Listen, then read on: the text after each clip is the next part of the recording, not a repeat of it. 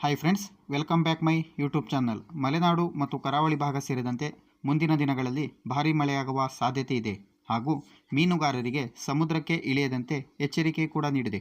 ಇನ್ನು ಭಾರೀ ಮಳೆಯ ಪರಿಣಾಮ ಜನಜೀವನ ಅಸ್ತವ್ಯಸ್ತವಾಗಿದ್ದು ಹಲವೆಡೆ ಭೂಕುಸಿತ ಉಂಟಾಗಿದೆ. ರಾಜ್ಯದಲ್ಲಿ ಮುಂದಿನ 5-6 ದಿನಗಳ ಕಾಲ 16ಕ್ಕೂ ಹೆಚ್ಚು ಜಿಲ್ಲೆಗಳಿಗೆ ಭಾರೀ ಮಳೆಯಾಗುವ ಸಾಧ್ಯತೆ ಇದೆ ಎಂದು ಇಲಾಖೆ ತಿಳಿಸಿದೆ. ಉಡುಪಿ, ದಕ್ಷಿಣ ಕನ್ನಡ, ಉತ್ತರ ಕನ್ನಡ, ಶಿವಮೊಗ್ಗ ಈ ಜಿಲ್ಲೆಗಳಿಗೆ ರೆಡ್ ಅಲರ್ಟ್ ಘೋಷಿಸಲಾಗಿದೆ.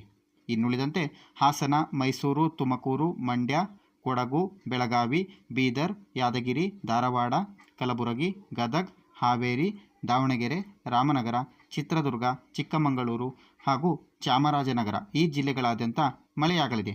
ಕೆಲವು ಕಡೆ ಶಾಲಾ ಕಾಲೇಜುಗಳಿಗೆ ರಜೆ ಹಾಗೂ ಬೆಂಗಳೂರು ಸುತ್ತಮುತ್ತ ಮೋಡ ಕವಿದ ವಾತಾವರಣ ಇರಲಿದ್ದು ಮಳೆಯಾಗುವ ಸಾಧ್ಯತೆ ಇದೆ ಎಂದು ಇಲಾಖೆ ತಿಳಿಸಿದೆ.